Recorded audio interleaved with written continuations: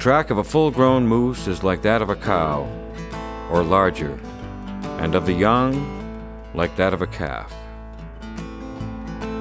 Sometimes we found ourselves traveling in faint paths which they had made, like cow paths in the woods, only far more indistinct, being rather openings, affording imperfect vistas through the dense underwood than trodden paths. And everywhere the twigs had been browsed by them, clipped as smoothly as if by a knife.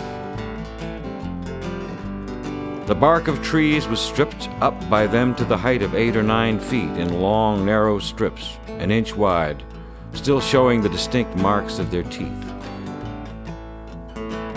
We expected nothing less than to meet a herd of them every moment, and our Nimrod held his shooting iron in readiness, but we did not go out of our way to look for them, and though numerous, they are so wary that the unskillful hunter might range the forest a long time before he could get sight of one. They are sometimes dangerous to encounter and will not turn out for the hunter, but furiously rush upon him and trample him to death, unless he is lucky enough to avoid them by dodging round a tree. The largest are nearly as large as a horse and weigh sometimes 1,000 pounds, and it is said they can step over a 5-foot gate in their ordinary walk. They are described as exceedingly awkward-looking animals with their long legs and short bodies, making a ludicrous figure when in full run, but making great headway nevertheless.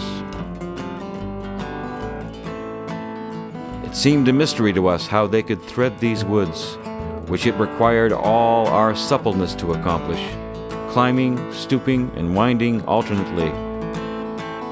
They are said to drop their long and branching horns, which usually spread 5 or 6 feet, on their backs and make their way easily by the weight of their bodies.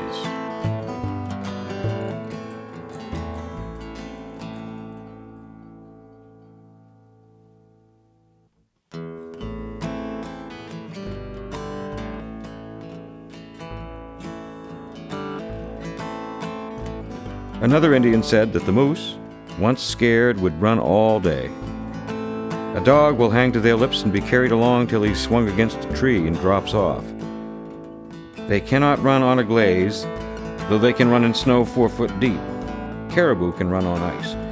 They commonly find 2 or 3 moose together. They cover themselves with water, all but their noses, to escape flies. He had the horns of what he called the black moose that goes in lowlands. These spread 3 or 4 feet. The red moose was another kind, running on mountains, and had horns which spread 6 feet. Such were his distinctions. Both can move their horns, and the flat, broad blades are covered with hair and are so soft when the animal is alive that you can run a knife through them. They regard it as a good or bad sign if the horns turn this way or that.